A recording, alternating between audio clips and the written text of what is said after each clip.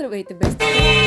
Днес ще разопаковаме нещо, което чакам от 2 месеца. Както виждате, напълно съм запазила самообладание и изобщо не съм изкукала. Позволиха ми за клипчето да си сваля усмирителната риза, за да не изглежда подозрително. Но както и да е, това, което разопаковаме днес е електростатична подложка за моя плод. За тези от вас, които не са запознати, това е подложка за рязане, която не използва лепило. И вместо това задържа хартията чрез електростатичен заряд. Тоест хартията залепва без да има лепкава повърхност. При електростатичната подложка няма остатъци от лепило, няма късане, няма съсипани листове и не се налага да прегъвате листа, когато искате да го махнете от подложката. Но въпреки това има защитна подложка на подложката. Нали, за да не ви прасне тока все пак, защото не можем да го отвърнем. Супер удобна е за стикери, картички и всичко, което обикновено се лепи трудно на стандартната подложка, а почистването е бързо и лесно. За покупката на подобни подложки, плотери и всякакви такива еднорози ви препоръчвам Full Circle. Не защото са ми платили, а защото съм много доволна от тях. Имат изключително адекватно обслужване. За разлика от един друг сайт, от който си поръчах плотера преди да разбера за Full Circle. Няма да му казвам името, Илонка се казва. И се оказа, че ми бяха изпратили дефектен плотер, за чийто дефект буквално разбрах малко след като го извадих от кутията. И когато се оплаках, общо взето ми казаха: не знам, брат, ти си знаеш, направи за. И тъй като вече доста пъти поръчвам неща от Full Circle и не съм видяла подобно отношение както при Илонка, затова ви ги препоръчвам на вас. Ако имате въпроси свързани с плотера или подложката, ще се радвам да отговоря.